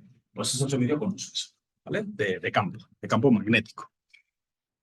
¿Qué ocurre si, por ejemplo, nosotros ahora cogemos en un escenario, esto está simulado, ¿vale? Un escenario un poco diferente, y voy cambiando las condiciones, cambio el número de transmisores, cambio la frecuencia, ¿vale? Esto es un escenario que es como este aula, ¿eh? Un poco más grande. ¿Veis cómo estos colorines, da igual lo que sean estos colorines, son de hecho relación señal-ruido, ¿vale? ¿Os dais cuenta cómo va variando? Sí. Esto es relación señal-ruido en unidades, ¿vale? 10, 20, 30, lo que sea, lineales, adimensional, ¿no? Una relación señal-ruido. Por lo tanto, lo que os quiero trasladar es que aunque el entorno os pueda parecer esto, un aula sencillita, tal, es muy variable la intensidad de campo, muy variable, la interferencia que generáis, ¿vale? Y tantas otras cosas, ¿vale? Podéis tener incluso la situación de tener esto de acá. ¿Usáis de esto habitualmente? ¿En algún punto de vuestra existencia calentáis una tacita de café, por ejemplo? Vale. Un horno microondas es una fuente interferente, ¿sí? Esto es una historia muy larga y no me va a dar tiempo de contaros la historia. Pero acabamos, esto lo hicimos nosotros, ¿vale? Acabamos haciendo un modelo analítico de un horno microondas y sacando cómo se comporta como si fuera un sistema de cobertura, ¿vale? Porque básicamente bloqueaba una red de sensores.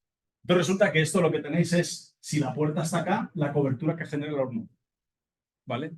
Os puedo decir que contra una red Zigbee pudimos bloquearla durante 12 metros, lineales, 12 metros, lineales. Poner sensores, bloquearlos, dejaban de funcionar, ¿vale? ¿Por qué os pongo este ejemplo? Porque esto es una de tantas fuentes, ¿eh?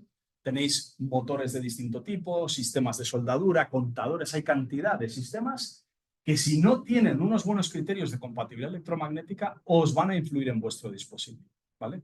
Luego, son cosas que están allí y que también hay que tener en cuenta. Más ejemplos de esto. Y luego más ejemplos desde el punto de vista de, como os decía, de cobertura capacidad. Que yo, si voy cambiando el escenario, esto, insisto, es un escenario de un laboratorio de nuestra universidad, vas poniendo usuarios, los vas quitando, van transmitiendo, van dejando de transmitir. Y como veis, van cambiando las condiciones, van variando las condiciones. Esto pasa en escenarios pequeños como este. Aquí tenéis un caso precisamente con wearables, que son esas manchas que estáis viendo allá. No quiero entrar en ningún detalle, no hace falta, simplemente que si yo cambio las condiciones porque me muevo, estas curvas van cambiando, son muy dinámicas y por lo tanto, ojo con cómo diseñamos este tipo de sistemas. Es más, uno puede medir el nivel de interferencia, esto es un espectrograma medido, ¿vale? Para que veáis cómo en función del tiempo, además, se pueden generar interferencias en un punto dado. Es decir, pueden ser interferencias que no están siempre, aparecen cuando un usuario entra, sale, cuando una fuente interferente se activa o se desactiva, ¿vale? Esta os sonará. Esta es la carreta, ¿vale? Esta la cogimos en su día y la simulamos y le metimos usuarios dentro para ver cómo se va a comportar en función de la densidad de usuarios. ¿Y qué es lo que va ocurriendo? En función de cómo distribuyes tus usuarios, que pueden tener celulares, por ejemplo, conectados a un Wi-Fi, pues lo que va pasando es que los niveles de potencia detectados son diferentes. Son, de hecho, muy diferentes. Y si uno los representa de manera gráfica, ¿vale? Pues uno obtiene planos de este estilo, ¿lo veis, no? Como mapas de calor, ¿sí? En función de la cantidad de usuarios que tienes, ¿vale? La carreta, que la tenéis aquí al lado, vuelvo a repetir, no es tan grande ese recinto, ¿no? ¿Qué os parece? Está bien, ¿no? Pero no es gigantesco, ¿no? No es... Y ya veis cómo va variando. O sea, tiene variaciones que son relevantes. Es más, dentro de zonas de alta cobertura, de pronto tenéis zonas con baja cobertura, ¿sí? Porque tenéis todos estos efectos complejos que tienen este carácter vectorial de la señal que hace que tenga contribuciones en fase y contrafase, se suman, se restan y todo el módulo. Esto se ve muy bien acá, ¿vale? Esto es una constelación QPSK. ¿Habéis estudiado ya comunicaciones digitales, constelaciones digitales, este tipo de cosas o no? No. ¿Estáis en ello? ¿Os suena la QPSK o no? Tenéis modulaciones analógicas y modulaciones digitales. La QPSK es una modulación de fase digital, ¿vale? Mantenéis la portadora constante, no la tocáis ni en módulo, no la tocáis en frecuencia, pero le metéis saltos de fase. Y cada salto de fase es un símbolo, ¿vale? Si le metéis 4 saltos de fase, ¿vale? Pues 45 grados, 135, 225, 315, generáis 4 símbolos distintos. 4 símbolos distintos en codificación binaria son 2 bits. ¿Sí? 4 símbolos, 2 bits, ¿vale?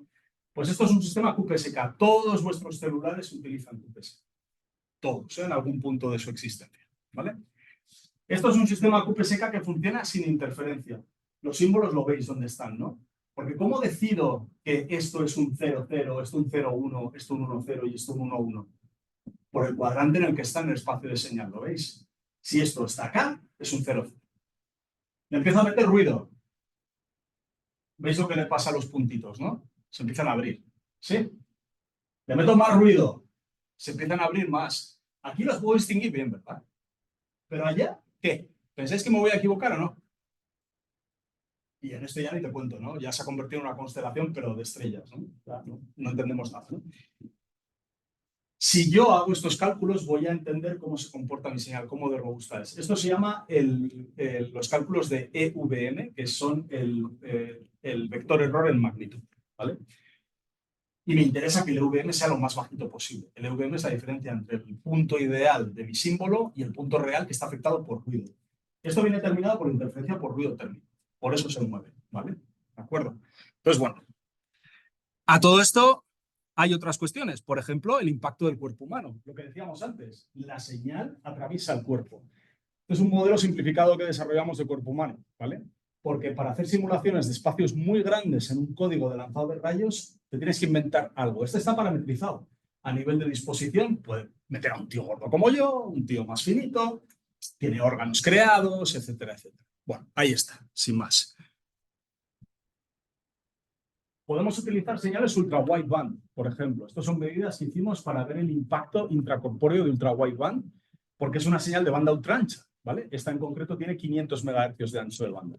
Luego hay que entender muy bien cómo afecta al cuerpo. Esto no lo puedes medir tal cual. Esto está simulado con FDTD, es decir, es simulación electromagnética de la que decíamos antes que está en la esquina superior. Esto metimos un modelo de cuerpo humano realista, ¿vale? No el simplificado, para entender cómo interacciona la onda cuando nos atraviesa, ¿de acuerdo? Y claramente no es lo mismo si la señal me llega desde el frente, si me llega por detrás, si me llega por un lateral, etcétera, etcétera. ¿Y por qué es importante hacer eso? Porque si resulta que yo cojo y empiezo a trabajar con transceptores ultra wideband, estos son Decawave, que es, digamos, uno de los fabricantes más conocidos. De hecho, Decawave lo ha comprado, ST era, ¿no? O NXP, uno de estos. Sí, ¿no? Me suena. Creo que sí, que lo había comprado uno de estos. Pues resulta que no es lo mismo. Es decir, si quiero hacer esto un wearable, porque es un paciente que estoy localizando en un hospital, lo que ocurre, aquí tenéis las distribuciones estadísticas de la detección de potencia. No es lo mismo colocarme un sensor en un brazo, colocármelo en el pecho, en la pierna, colocármelo en la cabeza, y todo esto hay que analizarlo. De hecho, es más, si esto lo utilizas para hacer sistemas de localización, este es nuestro laboratorio en Pamplona, y ahí fuimos haciendo un trazado, ¿vale? Y andando. Ya veis que en función de cómo uno procesa los datos, esto ya es postprocesamiento, frente a la trayectoria ideal, que es esa de ahí, estos son la nube de puntos que uno obtiene y a partir de aquí, con la nube de puntos, es cuando ya empiezas a intentar calcular una ruta, ¿sí? Cuando vuestro teléfono se está geolocalizando y está intentando comerse cosas así. Pero lo hace de manera muy simple, porque no hace localización de interior. Esto es para sistemas donde el GPS no funciona. Tenéis que localizar de otra manera. Sabéis que el GPS está muy bien, pero en interior de edificios le cuesta mucho, ¿sí? Habitualmente es imposible, no puedes. Entonces ya tienes que partir de otros sistemas. Un aplicativo, digamos, muy, muy habitual de wearables, ¿vale? Bueno, más ejemplos, ¿vale? De cómo se hace el cálculo, los errores que se obtienen, cómo hay que calibrarlo. Aquí, por ejemplo, una de las tendencias que hay ahora, como en todo, es utilizar Machine Learning para obtener los modelos de aprendizaje de cómo se está comportando esto, por ejemplo, ¿vale? A partir de aquí también se pueden desarrollar los modelos de canal. Bueno, por aquí paso rápido, más modelos de canal, ¿vale? Y aquí os voy a, si me lo permitís, en 10 minutos, 15, os termino de contar algunos ejemplillos, ¿vale? Judo. ¿Queremos monitorizar judo? Pues a nivel de entrenamiento, a nivel, por ejemplo, de competición. Bueno, pues sobre el judo se puede hacer integración de sensores. Inicialmente unos transceptores Zigbee y uno puede analizar el comportamiento. Esto es un poco una imagen representativa de los escenarios que se pueden crear con el simulador que tenemos. Eso está hecho en MATLAB. Lo que pasa es que lo representamos en Blender, porque si lo ves en MATLAB es muy feo, ¿sí? Entonces usamos Blender, que queda como nice, ¿eh? Queda así más... Y veis un poco la cobertura. Y lo dicho, esto que es un escenario, esto es un gimnasio real que está cerquita de nuestra universidad. Pues ya veis que a pesar de no ser muy grande, ser bastante diáfano, ¿vale? Pues de nuevo, vemos un poco este comportamiento, pues digamos, poco homogéneo, ¿no? En la distribución de potencia. Y uno de los elementos que lo explica es esto que tenéis aquí, que es lo que se denomina un perfil de retardo potencia, la distribución de los ecos de la señal conforme van rebotando por todos los sitios, ¿vale? Estas son las componentes en potencia en función del tiempo. Ya veis que este eje está en nanosegundos, ¿vale? Por tanto, si la señal va viajando, en función de los rebotes que pegue, llega al receptor en un instante de tiempo o en otro, ¿sí? Porque viaja más distancia o viaja menos, ¿vale? Y ya veis que a pesar de ser un escenario chiquitín, pues tiene un montón de componentes. O sea, viaja por un montón de sitios, pega en un montón de sitios, ¿vale? Aquí tenéis otro ejemplo, ya en entrenamiento de judo en grupo, era un gimnasio ya más grande, ¿vale? Y de nuevo, nuestros modelos de cuerpo humano, ya veis, distribuidos por todo el garito, ¿no? Pues para ver cómo se iban a entrenar. Y de nuevo, no voy a entrar en lo cuantitativo, no hace falta, pero ya veis, ¿no? Cómo es la distribución de potencia en función de dónde uno vaya colocando. Esto puede ser un gateway de Wi-Fi, por ejemplo, puede ser un transmisor Bluetooth para todos los dispositivos. Ya veis que va cambiando, ¿no? O sea, son cambios que en algunos casos son más sutiles, en algunos menos. Fijaros, esto es pérdida de cobertura, ya veis, ¿no? Esto es una región que antes estaba cubierta y ahora no lo está. Y de hecho, para poder ver la diferencia cuando uno tiene el escenario vacío y le mete o 10 personas o 30 personas, tenéis esas dos imágenes, ¿lo veis? Eso es lo que está representando. Y ya veis que no se parecen mucho la una a la otra. Que nosotros estemos metidos en esta sala influye de una manera notable cuál es el comportamiento de esta conectividad radioeléctrica que tenemos, ¿vale? De hecho, con esto ya desarrollamos en el entonces un precursor de IoT, porque es que esto no existía, esto lo publicamos hace 8 años, madre mía, 8 años, tío. 8 años, vosotros estabais en el cole, ¿no? Sí, ¿no? Ni universidad, ni... Adolescentes, eres adolescentes. Bueno, pues sin más, típico dashboard, ¿no? En este caso lo conectamos a un Polar en vez de a un sensor que nos inventamos. Empiezas a sacar, ¿no? Esto ya empieza a ser muy habitual, ¿no? En IoT. Un dashboard, ¿no? Hecho con Grafana o con lo que sea para verlo. O sea, que entonces ni existía Grafana, ni Anaconda, ni nada por el estilo. Tabla de surf, ¿vale? Conectividad de una tabla de surf. Nuevamente, aquí realmente sí que os prometo que se hicieron medidas con una tabla de surf. Lo que no se llegó a hacer es coger la tabla de surf y meterla en el mar, porque la logística de hacer eso era entre difícil e imposible, ¿vale? Pero sí que la llegamos a meter en agua en la universidad. Vamos a obviar cómo se hizo eso, porque a mí me gritaron mucho por hacer eso, ¿vale? Pero básicamente la idea es que, y esto surge de mirar, de un chico que estaba haciendo su trabajo fin de grado, el equivalente a vuestro trabajo de maestría, por ejemplo, y que viene y dice, me apetece conectar tablas de surf. ¿Y eso? ¿Has hecho surf? No, jamás. ¿Y eso? Me apetece. Pues vale. Entonces, sin más, Bueno, pues resulta que explorando el estado del arte, pues era realmente un ámbito donde había muy poquito hecho. Se había hecho alguna tabla de surf, muy pocas, en el mundo experimentales, con sensórica embebida dentro, ¿vale? Lo que os decía antes, porque querían calcular, digamos, el comportamiento tanto hidrodinámico de la tabla como de estrés mecánico de la tabla. Sabéis que las de competición, pues están muy diseñadas, ¿no? Desde el punto de vista mecánico y tal. Entonces quería meter sensores de tropiezos para ver un poco, ¿no?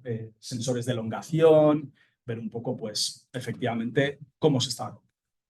Nosotros realmente no queríamos tanto eso, queríamos conectividad de Body Area Network por si tenía algún tipo de problema el surfista, que tuviera una forma de poder interconectarse con lo que fuese que estuviese fuera, ¿vale? De hecho, en este artículo, realmente lo que hicimos fue proponer un escenario pequeño de mar, de unos 50 metros, con rugosidad de agua, para considerar qué pasaba en la conectividad. Pero simplemente quiero que veáis, un ejemplo muy sencillo, ¿no? Que era ubicar a nuestro modelo de cuerpo humano, esto se midió también, ¿vale? Colocarlo en una base de cemento, que era el suelo, y una base de agua. Insisto, olvidaros cómo hicimos lo del agua, porque fue un caos, ¿vale?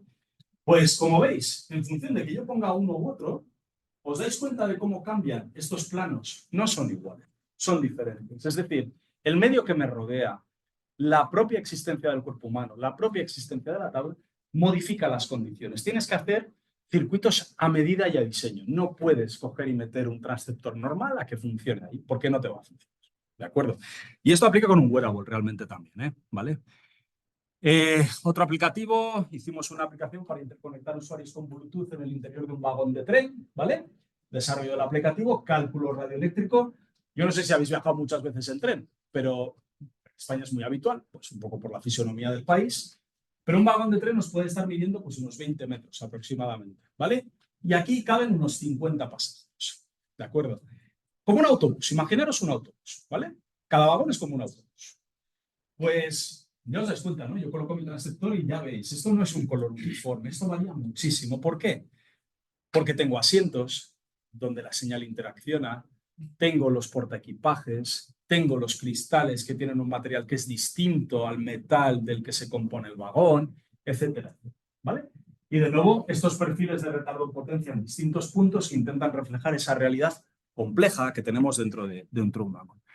Lo mismo en conectividad de vagones, pero en este caso este era de metro, el otro era de ferrocarril. Esto era ya la interconectividad en una estación de metro en Bilbao, precisamente. Fijaros que una de las cuestiones que trabajamos mucho fue incrementar la densidad de usuarios en los andenes de esta estación de metro. Porque precisamente queremos estudiar ese impacto, es decir, voy a tener wearables o voy a tener dispositivos que están siendo utilizados por los usuarios. Da igual que tenga 10 que 20, da igual que estén dentro del vagón o fuera del vagón. No sé si os fijáis en el detalle, estos vagones tienen un interior y dentro de este interior hay gente. Luego hay enlaces que van de fuera a fuera, de fuera a adentro, de dentro a adentro. ¿Sí? Es decir, toda esa casuística, y es muy diferente, una casuística de la otra, ¿vale? Carrito de la compra inteligente. Bueno, aquí tenéis un Oxxo with no people in it, ¿no? ¿Sí? Vale. Todo año 2016. Esto es un centro comercial al lado de donde está nuestra universidad. ¿Habéis visto qué lindo está? No hay nadie. 4 de la mañana, para hacer esto. Porque ese es el único momento que dicen, ahí es cuando entran los reponedores. Sí, sabéis que todas las mañanas se repone el género y todo esto, pues ahí es cuando entran los reponedores y dijeron, podéis entrar con los reponedores. ¿Ah? ¿A qué hora entran? A las 4. ¿Cómo? A las 4. Bueno, pues aquí la idea de hacer un carro que fuera detectando en función de tu perfil el producto que tú quisieras, ¿vale? Y te ayudara a buscarlo, te ayudara a poder cobrarlo con una RFID y además a través de Wi-Fi te localizara a ti tu carro dentro del interior del recinto, porque eso le viene muy bien al centro comercial. Vosotros seguro que habéis ido al supermercado alguna vez, ¿sí? Uno grande, ¿eh? No, uno grande. ¿Os habéis fijado que los productos están en baldas? ¿Sí? ¿Pensáis que es casual dónde se ubica cada producto o pensáis que está pensado? No vale decirlo. ¿Pensáis que da igual o no? ¿Pensáis que es lo mismo colocar un producto a mi altura de línea de visión o colocarlo abajo del todo? Si yo lo coloco ahí es para que lo compre antes, ¿no? Sí. No, lo que no sé si sabéis es que los productores de ese bien llegan a un acuerdo con el supermercado y le pagan un dinero por colocarlo en ciertas alturas. Le pagan, ¿eh? Le dicen, oye, quiero vender Nutella antes que cualquier otra marca. Pues eso te va a costar $500 al mes. Vale. Y te lo colocan ahí. Y el de la otra marca, abajo del todo. ¿Sí? Entonces, un ámbito súper interesante, digo, por si no sabéis a qué dedicaros en vuestra vida profesional, es marketing, digamos, desde el punto de vista de ubicación de la persona, ¿no? Geolocalizado o incluso persolocalizado, por decirlo de alguna manera, ¿vale? Entender los patrones de movimiento en los centros comerciales, en las grandes superficies. Esto se estudia todos los días, ¿eh? Es decir, ¿qué hacemos nosotros cuando vamos al Fashion Drive? ¿Sí? Y nos metemos dentro de Sears. ¿Por qué ruta voy? ¿Por dónde voy? ¿Sí? De nuevo, ¿pensáis que cuando ubican las maletas en un sitio las ponen porque sí o la ruta está pensada? Está todo pensado para que entres de una manera, consumas de una cierta manera, un cierto producto lo compres, otro lo priorices, no lo priorices. Cuando vais al supermercado, no van a poner en un lugar súper relevante el detergente de la ropa, ni la leche. ¿Por qué? Porque tenéis que comprar el detergente y la leche sí o sí. Pero igual lo que no pilláis son los dulces y las golosinas y el helado. ¿Sí? Entonces, ¿entendéis? Bueno, pues aquí la idea era también ofrecer esta información a través de esta superposición de 3 redes diferentes a nivel de geolocalización. Aquí hay cosas súper interesantes que se pueden hacer con wearables, ¿eh? Y aquí abro el debate para luego. Where is our privacy and our security? Oh, ahí queda. Bien.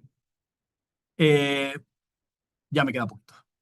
Ya a nivel de aplicativo médico, sensores para electrocardiogramas. Un colega de nuestro grupo desarrolló un dispositivo, un ECG, ¿vale? Un electrocardiógrafo automático, y lo conectábamos por Bluetooth, ¿vale? Entonces, la idea era, garantízame que la conectividad Bluetooth siempre exista, teniendo en cuenta que el usuario puede que no sea un nativo digital. Igual vuestra abuelita o vuestro abuelito se pone el cacharro y no sabe y no quiere saber nada del celular. Lo tiene guardado en un cajón. Bueno, pues si le pasa algo y no conecta con el Bluetooth, pues tampoco sirve de mucho. Sí, lo veis, ¿no? Entonces, la idea es cómo puedo diseñar estos dispositivos a nivel de su configuración de antenas para que pudiera trabajar de la mejor manera posible. Sensores sociales, esto combina sensores de comportamiento con sensores físicos para poder entender si una persona, desde el punto de vista de atención sociosanitaria, se encuentra bien o no. Esto fue un proyecto piloto con la Cruz Roja en Navarra, en la cual personas que tenían estadios iniciales de demencia, ¿vale? Pues un estadio inicial de un Alzheimer, por ejemplo, quería vivir solo o sola. Entonces, para poder hacer eso, le tienes que ayudar. ¿Sí? Entonces, la idea es que vamos a sensorizar el hogar, pero no solo a nivel de tu ritmo cardíaco, por ejemplo, sino para entender tus patrones de movimiento, si abres la puerta, si la cierras, ¿vale? Porque correlando ambos datos, uno puede tener una visión muy clara de si la persona, el usuario o la usuaria está bien a nivel de salud, está a nivel social bien también, ¿vale? Y puede llamar o a un especialista sanitario remotamente o a un especialista social, trabajador de social, ¿vale? Siendo un piloto con 6 usuarios en Pamplona fue muy interesante, la verdad. Y bueno, aquí os puedo contar cantidad de cosas que pueden pasar correlando datos de este estilo, ¿eh? Pero bueno, me estoy quedando sin tiempo, bueno, me he quedado hace rato, ¿no? Un ejemplo de ese mismo caso, la cobertura calculada en uno de los domicilios donde se hizo, el modelo, bueno, los cálculos de potencia, los perfiles de retardo potencia, es que ya todo es lo mismo. Esto es lo mismo, ¿vale? Cálculo de interferencias en una unidad de cuidados intensivos. Aquí este es un lugar importante. Si tú no puedes coger y empezar a meter sistemas de localización. Esta gente quería meter un RFID para hacer seguimiento de ciertos dispositivos médicos que tenían dentro. Y lo primero que les hicimos ver es, pues igual te interfiere con tus sistemas médicos, ¿sí? Por lo tanto, aquí esto fue simplemente un estudio preliminar para hacer un poco estos cálculos. Estos son espectrogramas medidos y esto es, digamos, la técnica ya de simulación. Y bueno, salía compatible con algunos pequeños detalles a tener en cuenta. Un sistema de gestión de activos, en este caso lo utilizamos, podría usarse para wearables, no lo usamos para wearables, ¿eh? Lo utilizamos para poder localizar las sillas de ruedas y las camillas del hospital. Este es el complejo hospitalario de Navarra, que está en Pamplona, que es la capital de donde vivo, ¿vale? Entonces, eso no sé si se observa bien, pero son varios edificios en un complejo.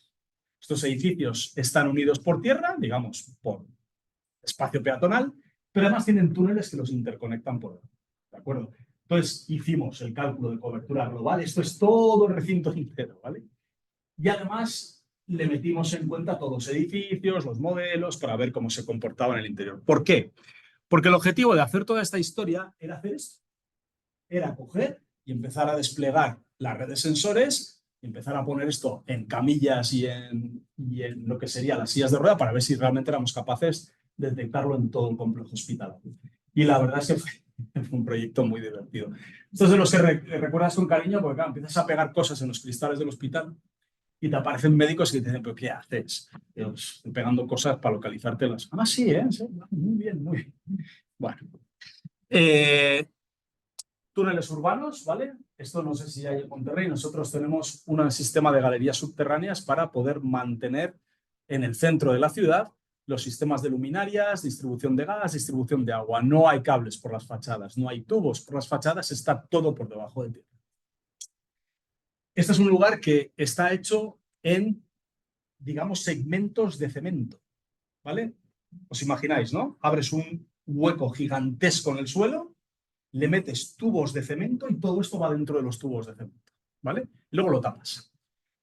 Entonces el Ayuntamiento de Pamplona, que es donde vivimos, nos dijo, mira, si aquí viene alguien de la compañía eléctrica a hacer una avería aquí y le pasa algo, no se entera nadie, porque no hay cobertura, está totalmente cerrado. Sí. Y puede pasar, claro, te viene un operario y allá hay líneas de corriente y tiene un accidente y se muere. Nadie se entera hasta el día siguiente. Uy, pues mira, qué pena, se ha muerto y tal.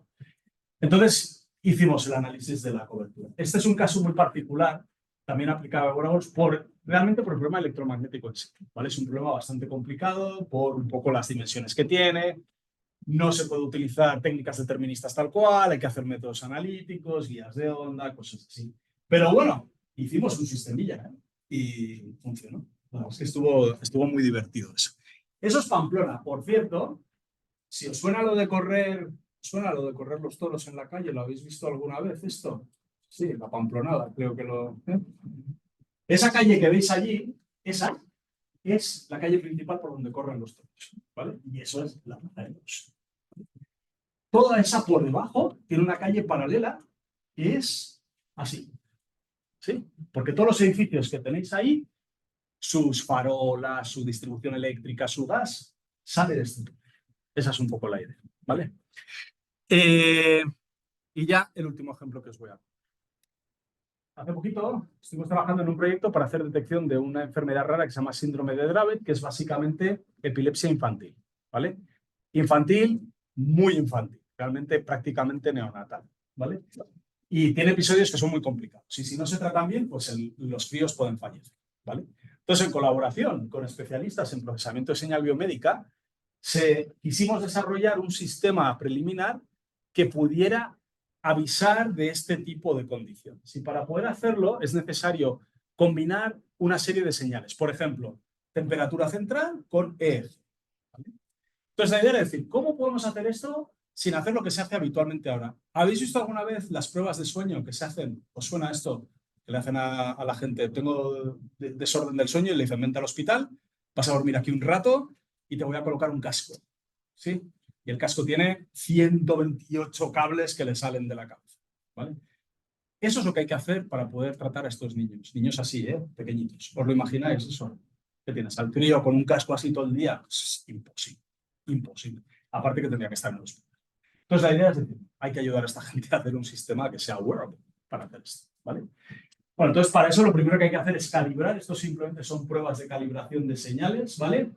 Esto es el caso de un ECG, esto es PPG, que se utiliza para medir volumen en sangre, ¿vale? Sí. Es que el nombre es muy difícil de poner. Da igual. Sí, ¿no? La PPG, la fotoplusgrafía. ¿Vale? Es biografía. Biografía. Sí, es la fotoplesmiografía, ¿no? Sí. Nuestro casco, ¿vale? Porque esto inicialmente, ingeniero, se hace así. Haces tu modelo mínimo viable y luego te gastas el dinero en hacer la integración electrónica, ¿vale? Pero lleva todos los mismos sensores, ¿vale? Este es mi colega, el doctor Miguel Valencia, que es el especialista. Este Teleco también, pero ¿sabéis lo que se dedica a hacer este hombre?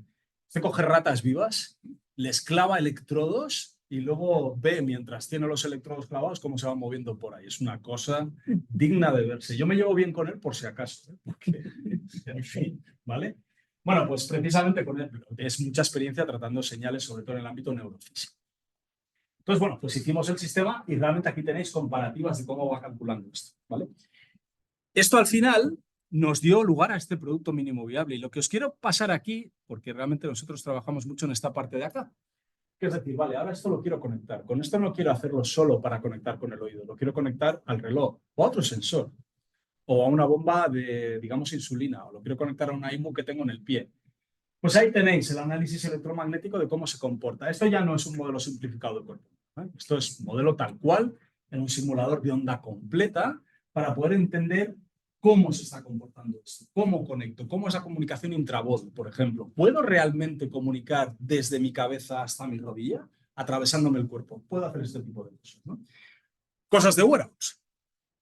Entonces, eso era un poco la panorámica de cosas, pero sí que quiero contaros en 2 minutillos lo que viene. Y lo que viene es esa red 6G que os decía antes, ¿vale? Una red centrada en la persona. Una red human-centered. Esa es la idea. Una red que tiene capacidades cognitivas y predictivas. Una red que es por lo menos 100 veces más rápida que la actual en términos de velocidad de transmisión, 1 terabit por segundo, que tiene retardos de 100 microsegundos, 10 veces más rápido que la sinapsis neuronal, que tiene la capacidad de meter 10 millones de dispositivos por 1 kilómetro cuadrado, long made short, 10 dispositivos cada metro cuadrado están conectados. Cada metro cuadrado de cada cosa que haya en un lugar, ¿vale? Y así sucesivamente, ¿vale? Una red diferente, una red desconocida, ¿vale? Bueno, pues esta red, para poder hacer todo esto, ¿vale? Y aquí vienen un poco los KPIs, va a tener una serie de elementos tecnológicos. Uno de los más relevantes es este de aquí. Es el hecho de que el espectro que voy a utilizar de trabajo, la red actual 5G, está previsto que pueda llegar hasta unos 60 gigahercios. Lo más probable es que se quede en 30, lo que se llama la banda 5G en RFR2.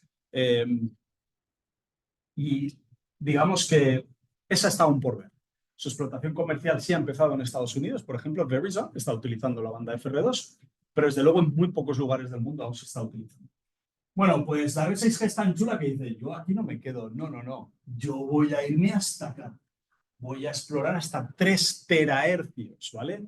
Esto ya es radiación infrarroja. Esto ya no se comporta físicamente como una onda radioeléctrica. Se comporta de una manera mucho más similar a radiación, digamos, óptica o radiación de un láser, ¿vale? Luego ya los materiales se comportan de manera distinta, la cobertura se calcula de manera muy diferente y puedo detectar cosas muy diferentes, ¿vale? ¿Y por qué necesito hacer cosas tan bestias como esta? Porque las aplicaciones que estamos viendo que pueden venir acá, pues son cantidad de ellas. Por ejemplo, realidad holográfica o realidad aumentada, ¿vale? IoT, ya veis que está el cuerpito humano puesto ahí, IoT a nivel masivo, es decir, que realmente nuestras prendas de ropa integren ya sensórica directamente. Por supuesto, todos los wearables del tipo que sea lleven cualquier tipo de capacidad de conectividad, sistemas robóticos de todo tipo, sistemas de transporte de todo tipo, etcétera, etcétera. ¿Vale? Dentro de estas tecnologías facilitadoras hay varias. Aquí destaco 2 que son muy interesantes. Una, en la que trabaja vuestro profesor, que es lo que se llaman las superficies reconfigurables inteligentes, ¿vale?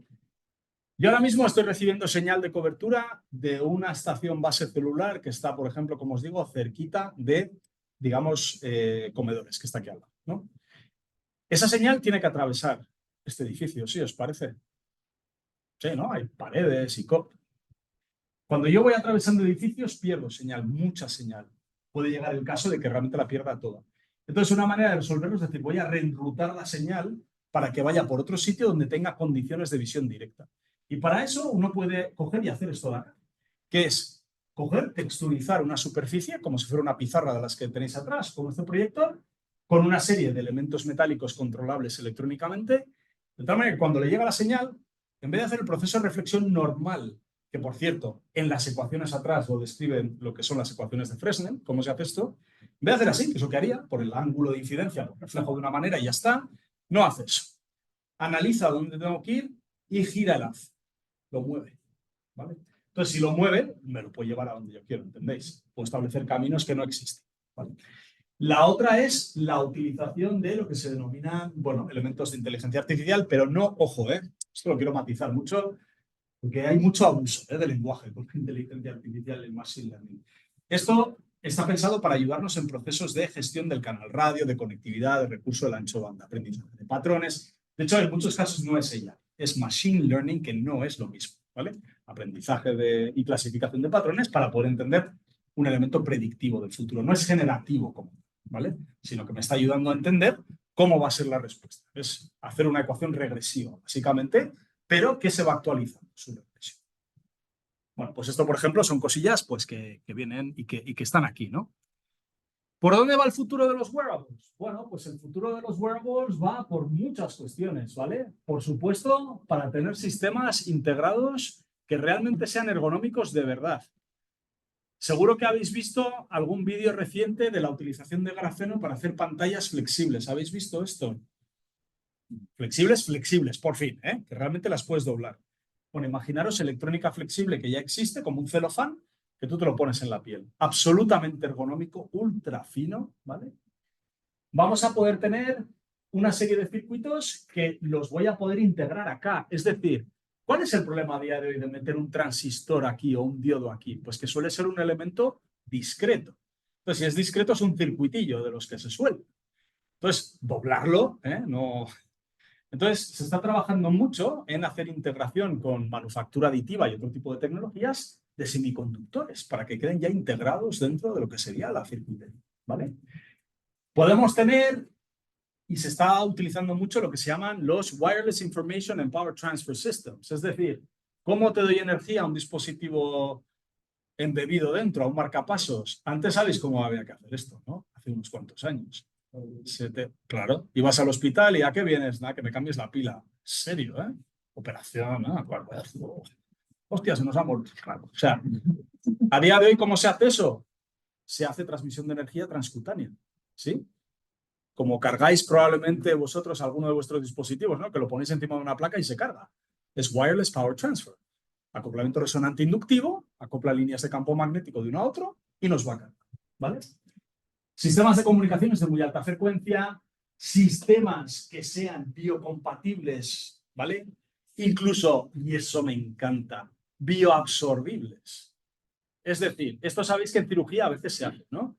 Que te ponen algún tipo de elemento que al final tu cuerpo lo absorbe, no se expulsa, ¿vale? Bien, pero hay otros que no. Si tú tienes una fractura de la tibia y te tienen que meter tornillos en la pierna, te operan 2 veces. Una para ponerte los tornillos y otra para quitarte los tornillos, ¿sí? Entonces la idea es que cada vez hay más intención de hacer elementos que sean bioabsorbibles, ya ni siquiera biocompatibles, ¿eh? Porque evidentemente el tornillo que te meten dentro de titanio, etcétera, es biocompatible, tu cuerpo no lo rechaza. Esto va más allá. Esto es, yo te lo pongo y se queda forever, porque se integra y se absorbe y lo expulsas. Oh, guay, ¿no? Es una cosa potente, ¿vale? Y por supuesto que sea ultra integrable, que lo pueda meter en textiles, que sea muy fácil, que realmente el usuario ni se dé cuenta. Entonces aquí hay cantidad de cosas que se están haciendo. Aquí os pongo un ejemplo que a mí me lo encontré hace muy poquito, ¿vale?